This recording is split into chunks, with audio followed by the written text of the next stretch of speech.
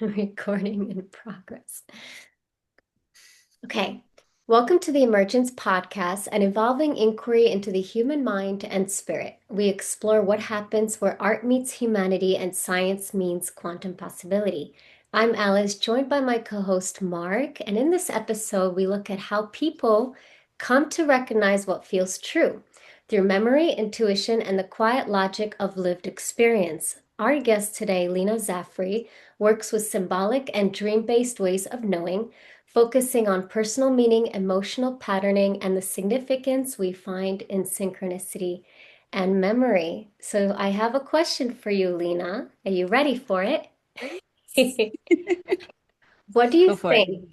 What do you think about the idea that intuition, memory, emotional patterns, and meaningful coincidences can be inherited across generations? Kind of like passed down like a psychological or spiritual gene. What do you think about this big question? I mean, you're asking if it's available to everybody and anybody? If it could just be passed down genetically, like our hair color and our personality? Um, Yeah. well, absolutely. I think we're all born with it. But we're Ooh. kind of, but we're kind of unintentionally kind of walked out of it as well, well-meaning, uh, well-meaning to fit, you know, the cultural background, the religious background. It's like everybody wants to continue that, which there's a lot of good, but there's a lot of misunderstanding. But in that misunderstanding, we accidentally take that away from people. So I think the answer is yeah, it's definitely possible, but is it nurtured is where the question is. I mean, if you think about it, we all know that intuition, we say intuition and memory, we can understand that and it's true, and there's emotional patterns and stuff like that. But let's go deeper there. Do you think that some people are just destined to have this ability? What about fate? Like, how does fate play into this? um so those are two questions. So fate is part of our human conditioning and our human psyche, right? It's like what we believe, what our parents believed fate was, and we kind of follow that same rhythm. Um, but the first question you asked was, ask me again. I mean, if some of us are destined to have these abilities. Well, I think we're all destined to wake up and to notice Mm. it. I think I can't speak for everybody, but I can only tell you from my own lived experience. I didn't choose. I came in spiritually open. I didn't choose it. I didn't have a conscious decision in the fact. I the way I came in and I came very spiritually open, and I was very what is the word? Now as an adult people call me difficult, but the thing is I refused to be taught out of whatever connection I was feeling. As a child, I Mm. was very sensitive, and my emotions were bigger and deeper and safer than what I was being led to believe. So I never walked away from it, and I kept in it, even though I didn't have a conscious understanding of it. Like I didn't know, just knew that my emotions were safer and my feelings, my intuition. So I always kind of stayed that way because that's where my safety lied. But yeah, I mean, I think it's each individual's journey. Like I don't know if we all choose to be here, but we don't come back with the memory of it, which is a problem because I chose, but I don't remember choosing. And I think my whole integration process was remembering that.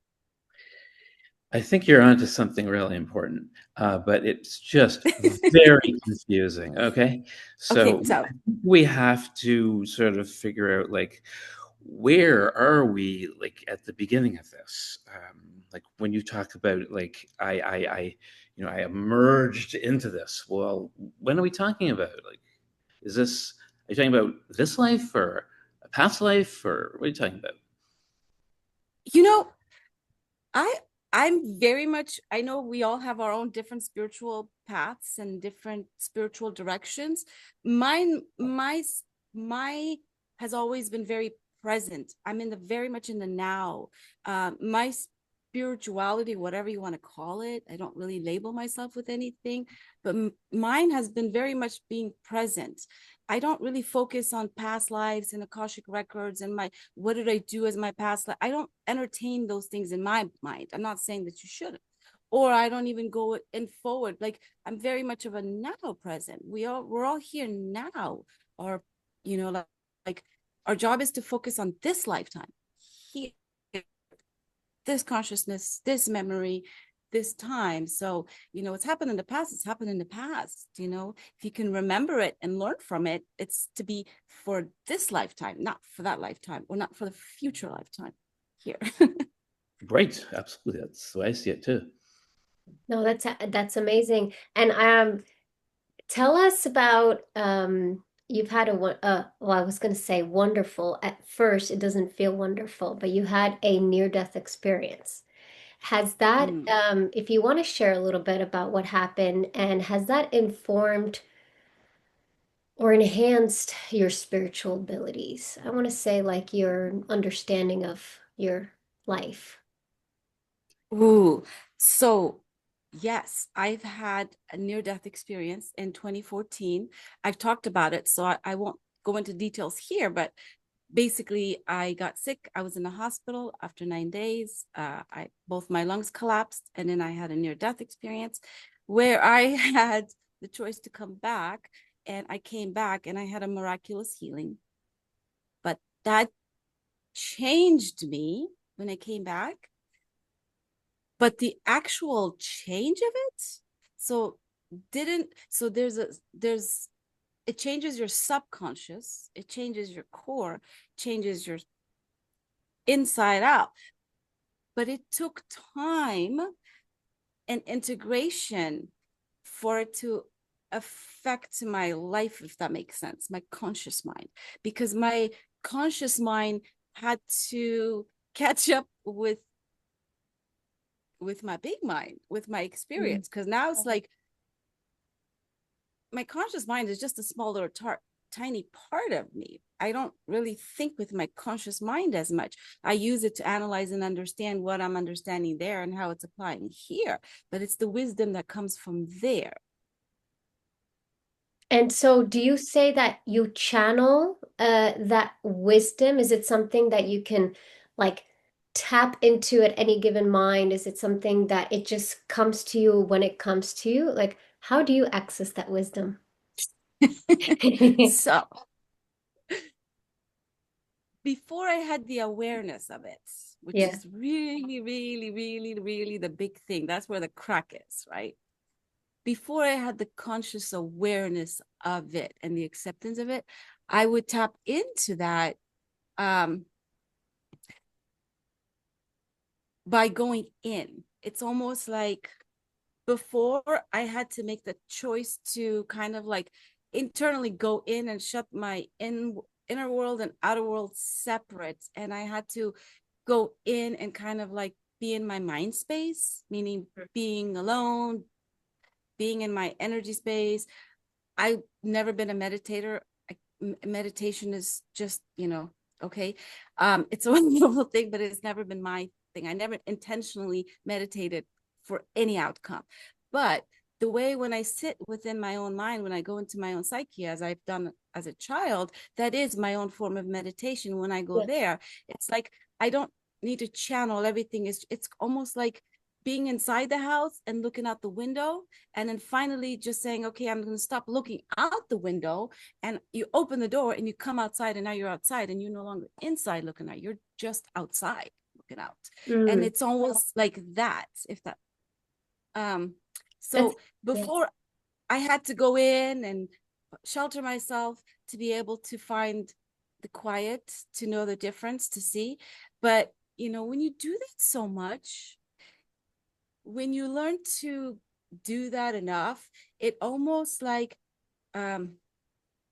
it's not like heavy once you don't have such high highs and low lows, so it doesn't require such work to get in and out of it.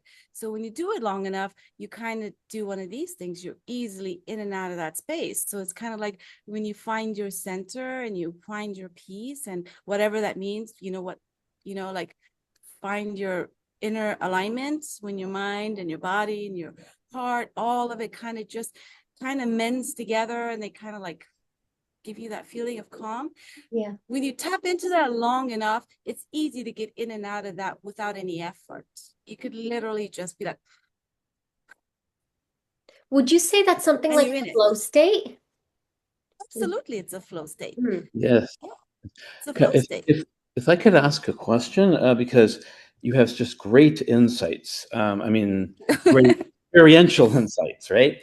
And I really like the integration language, because the idea of like having to integrate this near-death experience with your real life, it's very much like what you have to do after taking a psychedelic. You've got to integrate that experience into the real world. Yes. So I really like that. And so, go on. Sorry, I just. Oh no, that's amazing. Would you say, and just the 6 months that I've known you, you have an ability to see things that maybe others have missed. Some people call it channeling, some people could call it flow state or intuition. What do you think about mediumship? Would you call yourself a medium, and what is a medium? I really, my journey's been very different. I didn't really delve into those areas as far as mediumship and developing it and becoming it, or I didn't never really had an interest in that. My whole focus in life was never to learn about those things and to become or teach or whatever, any of that. It was just simply to understand and live within my own ecosystem in my own life. So I don't really resonate or label with the labels of anything medium or that. But yes, I have the ability to see between the veils. Like I see when I say I see, it's kind of hard, because I when I talk about this, it requires a little bit of explanation, because I think it confuses people. I see a lot, like I see people's soul and their ego and how aligned it is. That makes sense. And usually, whether their ego is facing their soul, meaning open, or if their ego's not facing their soul and facing the other and going against their ego. That's the best way for me to explain it. So it's not so much that I could, see things, but I can feel how people feel. Are you And for talking me, about energy fields? oh yeah. That's what you're talking about. Okay. Yeah, and So you're on talking many, about is moving energy fields, like manipulating them. I know I don't manipulate. I can see, I sense, I feel. Right. It's But um can't you touch them, or but isn't that what Reiki is? Reiki is Reiki. Okay.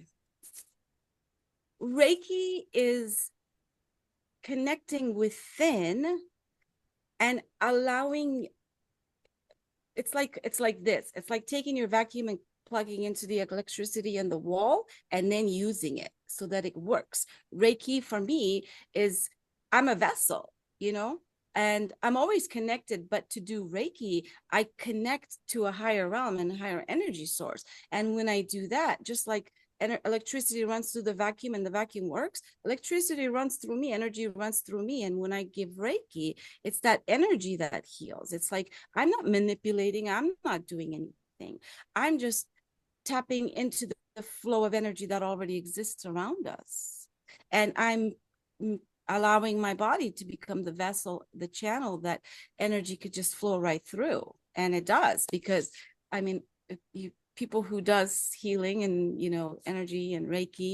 And, that's why there's different levels of Reiki, because there's different levels of consciousness we can tap into, and each person taps into a different layer of consciousness. So your Reiki comes from the level of consciousness that the practitioner taps into. So if you've got a beginner who's doing Reiki, it's great, they tap into whatever their highest consciousness level is, and they channel energy from there. And then you've got people whose consciousness has exploded and is connected to the higher realm, and when that person gives you Reiki, you get Reiki energy from divine source. So it's like, it's like anything, there's just layers and dimensions.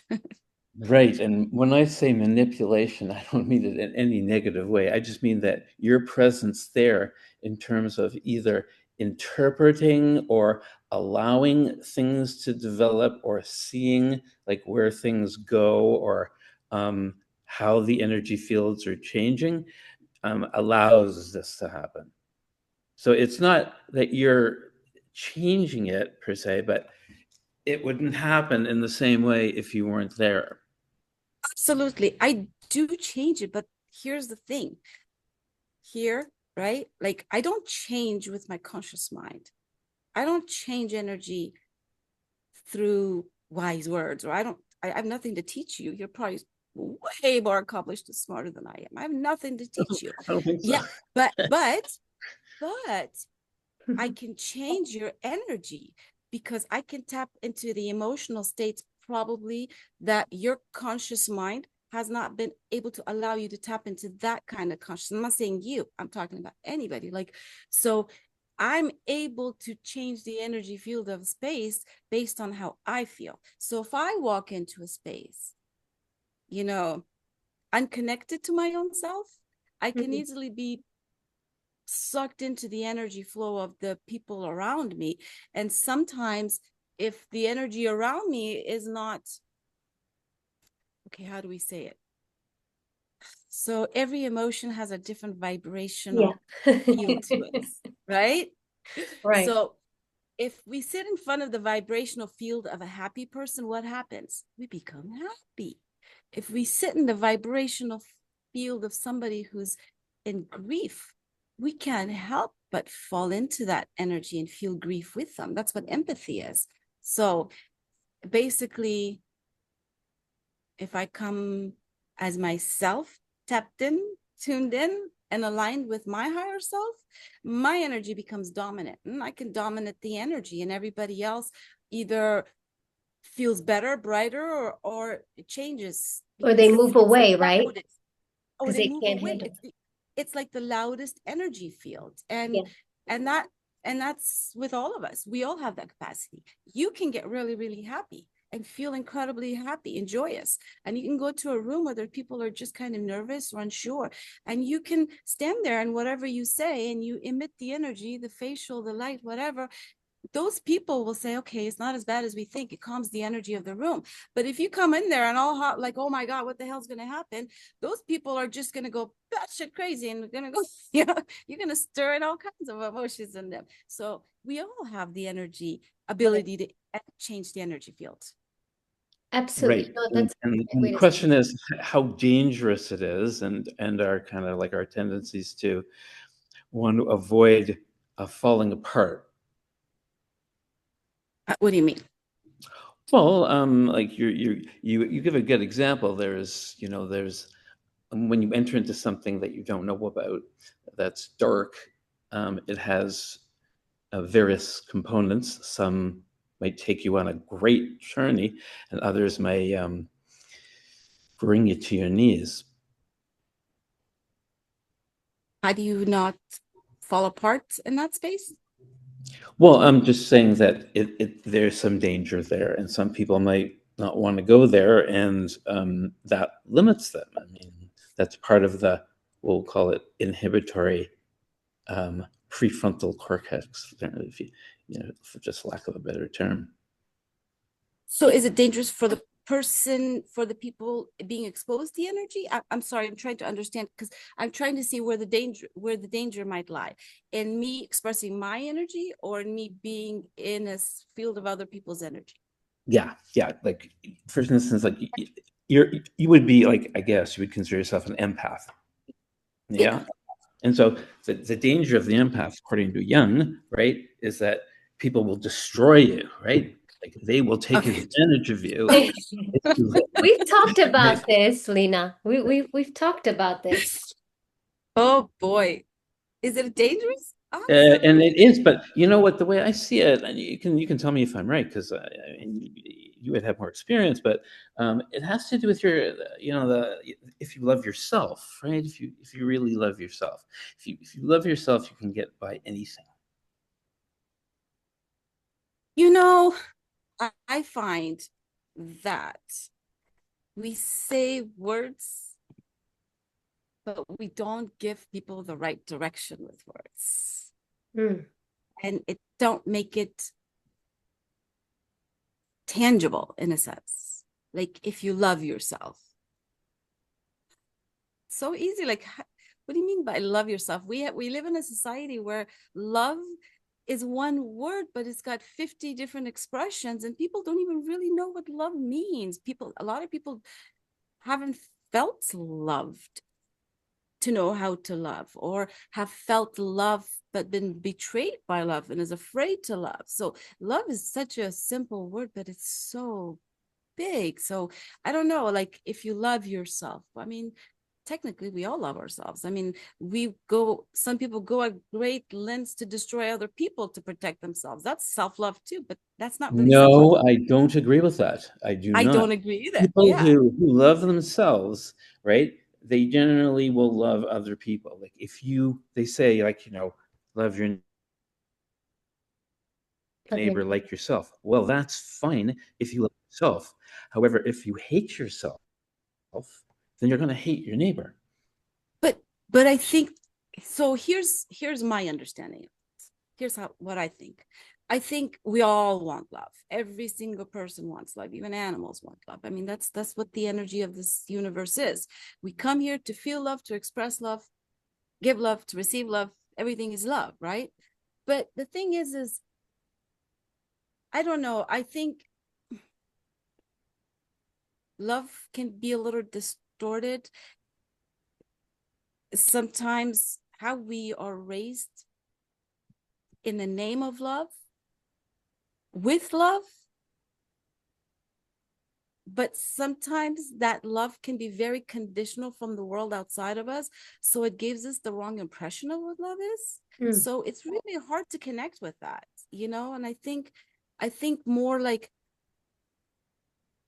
than self-love, I think we need self-awareness and self-acceptance, because without self-awareness and self-acceptance, we can't really just jump into love. You can't just love yourself. It's not, it's easy, but it's not that easy, because sometimes as children, with well-intended people, and love is given to us in a very conditional way. So that's how I see it. Absolutely. The setup is unfair, and that's the truth of it. I mean, if you're born and blessed into a family that loves you, then you are going to be on good footing. And if you can continue that, then your journey is going to be really good. That said, not everybody is blessed in that way, and I feel it's very unfortunate. And you're right. Still, it's love of self. Absolutely. And you know what? I just want to say something. It doesn't matter how much love we received in the past or not. It really doesn't matter, because that's just part of life. It's fair, unfair. We come in and we get the cards we're dealt with. But something about love is such a powerful thing. When somebody feels that love, even if it's for just one moment, even if they didn't receive it all their life, but if they feel that spark of love one time from somebody, it could change them.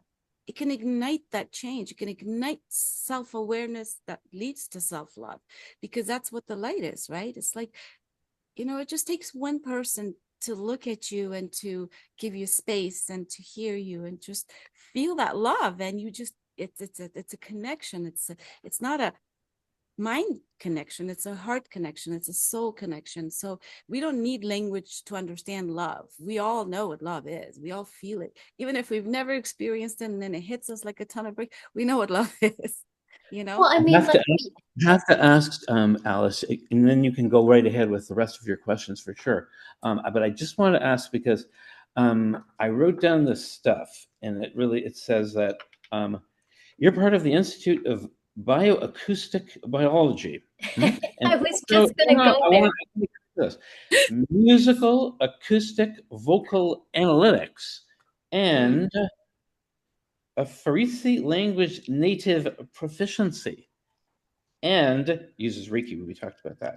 Now, why I'm interested in this is the musical aspect, right? Because music is the language of everybody. Yeah. Yeah. What would you And like to know about it? oh, just everything that you're talking about. Like, first of all, what is the Institute of Bioacoustic Biology? So the Institute of Bioacoustic Biology is basically the study of the human voice. Bioacoustics. Bio is the human body, and acoustics is the sounds that we emit. And as you know, before everything, there was the word, and it's sound. And, when I had my near-death experience and all of my other experiences, it's like, for me, how like there's different layers of everything. My NDEs and STEs kind of took me above the earth and above the atmosphere and into the spaciousness of the dark universe. So I got connected up there.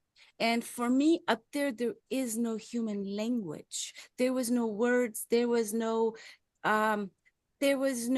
angels visiting, nothing. I was up with the divine as the divine. I was literally out in space as space. I was the awareness in the space. So for me, it's different. When I came back, I had to, I had no instructions, no language. I couldn't put words to my experience. So for me, everything was through how I feel. So when I feel, things make sense to me. And of course, it took many years of integration, but I studied the works of like other luminaries who came before me, Alan Watts, Dr. David R. Hawkins, all these wonderful people who've had experiences, and if they talked about it and documented, and through their voice, and I understood mind and subconscious what happened to me. So then it came into translating that into the world. And then, of course, when you have experiences like that, the universe supports you. And the universe supported me by aligning my path with Sherry Edwards, who is the pioneer of bioacoustic biology. And basically what she's able to do is she's able to decode the sound of your voice and look to see what your mental, emotional, physical state is. So She wants to align rhythms.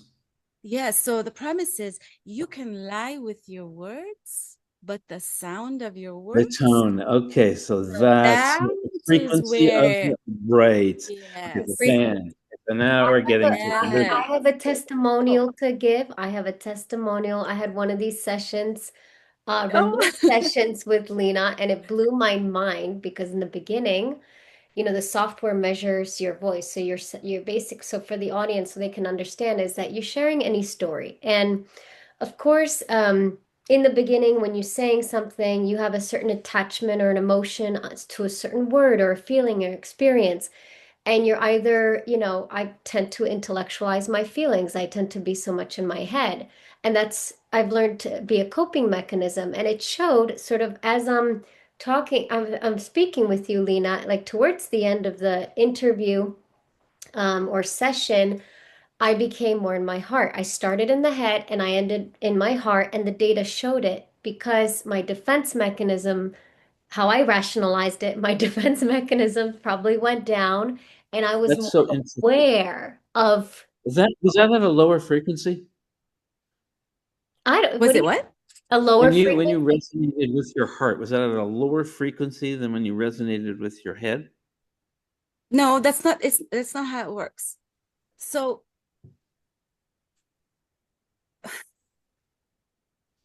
when we speak, our words, we choose our words either from our mind or from our heart. And there's a difference in the vibration of it. So, oh, the vibration of the word. Yeah. Okay, I Yeah. understand what you're saying. And Like and, and that's why the language of Spanish is better than English because it just resonates better. uh, My opinion. Okay, so yes, yeah. not on that level. The level I'm talking about, the level I'm talking about is in every language, and it doesn't matter what language, because I've done this in Farsi and English and in Persian, and well, I haven't really tested other languages, but I can test you in your language, even if I don't understand it. I can test you in your own language with your own words, and I can measure how connected you are with what you're saying. Do you get a visual output measure? Is it a visual output or is it because you take it is, right? It's like a spectrograph, right? You take the sound and you set it up and what happens is it lights up in a visual representation. Is that right? Yeah, so I use, so with, through the Institute of Bioacoustic Biology, I studied how to decode the vibration of the sound. So Yes, we are mathematical beings, yes. when you speak, your voice captures everything about you, from your mental state to your emotional state to your physical state to your spiritual state. And it also measures how connected you are or not you are with it.